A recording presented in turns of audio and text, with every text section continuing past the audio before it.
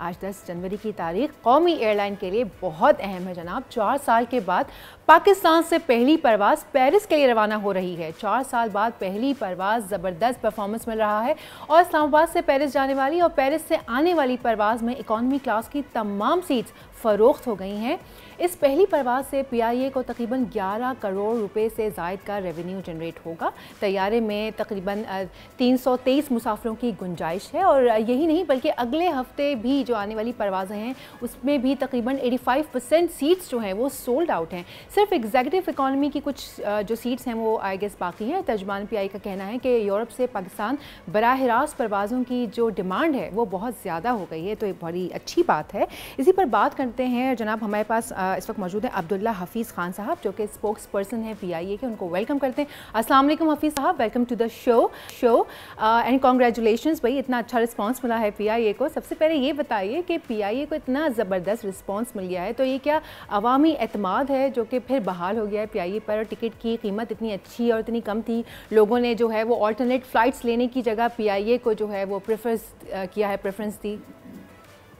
बहुत शुक्रिया, thank you so much, it's always a pleasure to be on your show. और quite frankly आपने सवाल का जवाब खुद ही दे दिया। ये सारे फैक्टर्स इसके अंदर शामिल हैं। एक तो पहली बात ये कि ऑब्वियसली PIA की बराह रास्त परवाज़ जब शुरू हो रही है तो इसकी बहुत ज़्यादा डिमांड थी। लोगों को वाया पॉइंट्स के थ्रू बड़े लंबा सफ़र करना पड़ता था, फैमिलीज, एल्डरली, उनके लिए कनेक्ट करना एक मुश्किल बात होती।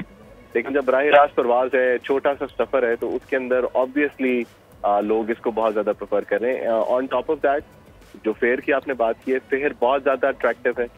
इस तरह का फेयर इस टाइम पे मार्केट में कोई और ऑफर नहीं कर रहा। And on top of that ये जो एक नया एतमाद बहाल हुआ है पाकिस्तान के ऊपर और पाकिस्तानियों का PIA के ऊपर, वो एक बहुत बड़ा फैक्टर है जी इस फ्लाइट की सक्सेस के लिए। एब्सोल्युटली। वैसे इस प्लेन में मजमूई तौर पर 323 मुसाफिरों की जो है वो गुंजाइश है। इकॉनमी क्लास में इस्लामाबाद टू पेरिस टिकट की कीमत रखी क्या गई है और 4 साल पहले इसकी कीमत क्या थी?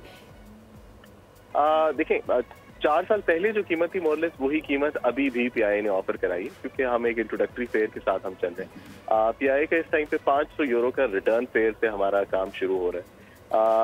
बाकी एयरलाइनें जो हैं वो इस टाइम पे 5 लाख, 5.25 लाख, 5.5 लाख के ऊपर भी हैं यूरोप की डिफरेंट डेस्टिनेशन को जो बेच रही हैं। तो इस हिसाब से जी फेयर जो है वो हमारा बहुत ज़्यादा अट्रैक्टिव है और यही जो है वो फ्लाइट की पजीराई का बायस भी बन रहा है। जी एब्सोल्युटली, मैंने खुद भी जाके ऑनलाइन फेयर चेक किया था, मुझे बड़ी खुशी हुई देख के। अच्छा, वैसे क्या ये बात दुरुस्त है कि जो पहली परवाज़ है PIA की उसको कुल मिला के ऑलमोस्ट 11 करोड़ रुपए से ज़ायद का रेवेन्यू जनरेट हासिल होगा? काफी हद तक दुरुस्त है। मेरे ख्याल में शायद थोड़ा इससे ज्यादा ही होगा, लेकिन ऑब्वियसली जिस तरह मैं कह रहा हूँ कि जब पूरी फ्लाइट आपकी भरी भी हो तो उस हिसाब से फिर रेवेन्यू आपको बहुत अच्छा आता है। तो डेफिनेटली इससे थोड़ी सी ज्यादा मेरे ख्याल में पर फ्लाइट हमारा रेवेन्यू होगा और इंशाल्लाह एक बहुत बेहतर सर्विस के साथ जो है वो PIA मार्केट में आई है और एक बहुत बेहतर प्रोडक्ट लेके आई। अच्छा, वैसे क्या पाकिस्तान से बराह रास्त यूरोप की जो फ़्लाइट्स हैं उनकी डिमांड है? और एक अंदाजे के मुताबिक रोज़ाना या अगर वीकली भी कह लें तो कितने पाकिस्तानी शहरी जो हैं वो यूरोप का सफ़र करते होंगे? देखें, मैं आपका हिसाब इस तरीके से हम ये लगा लेते हैं कि तकरीबन 6 से 7 लाख पाकिस्तानी हैं जो पेरिस और पेरिस के 2 या 2.5 घंटे की मुसाफत के ऊपर रहते हैं। जिसका मतलब है कि जर्मनी में, बेल्जियम में, स्पेन में, इटली में, अब अगर आप क्वाइट फ्रैंकली देखें तो इवन UK के अंदर तो वो एक अलग सेगमेंट है।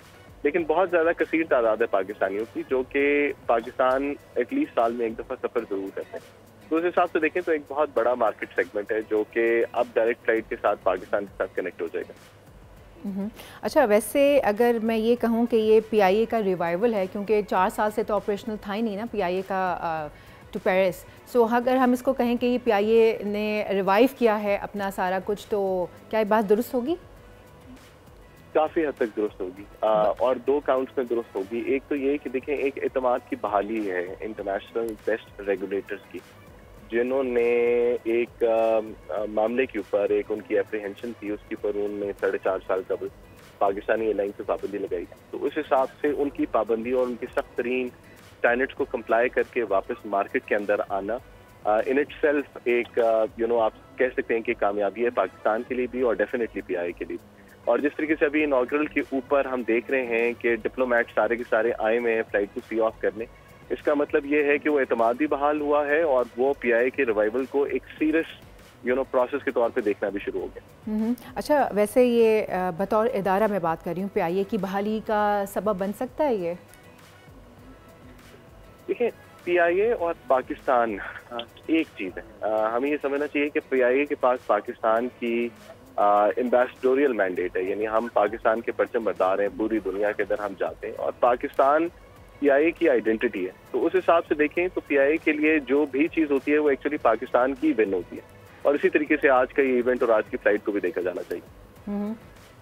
वैसे अब्दुल्ला साहब, कुछ सर्विसेज ऐसी होंगी जिसके तहत ये बंद हो गई थी ना फ्लाइट, तो अब सर्विसेज बहाल की हैं। आपने कहा है कि रिवाइवल हुआ है, सर्विसेज को और इन्हांस किया गया है, तो अब उसकी मेंटेनेंस के लिए आप क्या इक़दाम उठा रहे हैं कि वो चीज़ मेंटेन रख सकें और ये फ़्लाइट्स जो हैं वो चलती चली जाएँ मज़ीद इन द फ्यूचर?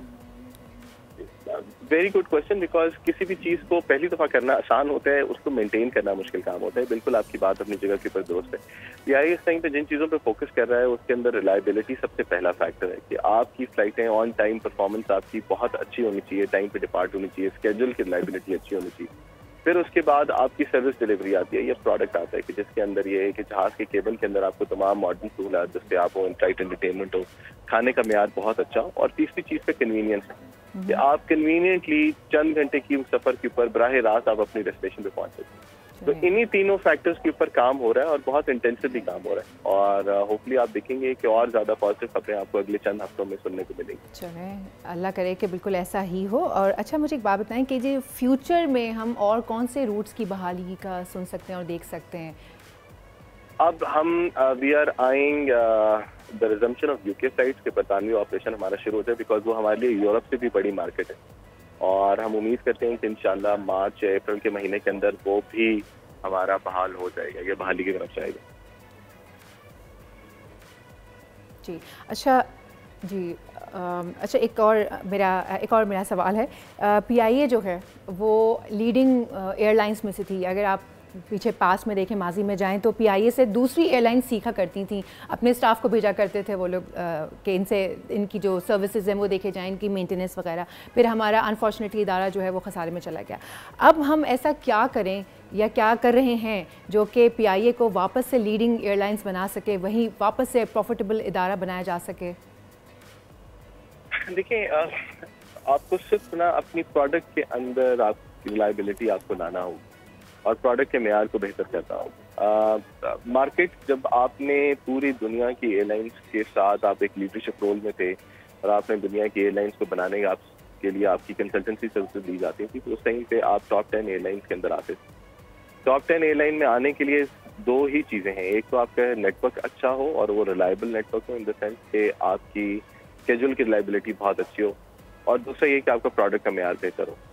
जिस तरीके से आप देखते हैं कि एक चीज़ के ऊपर तो चलो एटलीस्ट PIA ने काम शुरू कर दिया है, प्रोडक्ट की बेहतरी ज़रा थोड़ा सा लॉन्ग टर्म प्रोसेस है, उसमें थोड़ा वक्त लगेगा, बिकॉज जहाज, केबन, इन फ्लाइट अमेनिटीज, उनके ऊपर ये लॉन्ग टर्म प्रोजेक्ट होते हैं सारे के सारे। तो उस पर आप देखेंगे कि थोड़ा सा वक्त शायद लगे, लेकिन जो चीज़ें PIA के हाथ में या जो चीज़ें फौरी तौर पे की जा सकती हैं वो उसके ऊपर ऑलरेडी काम शुरू कर दिया गया।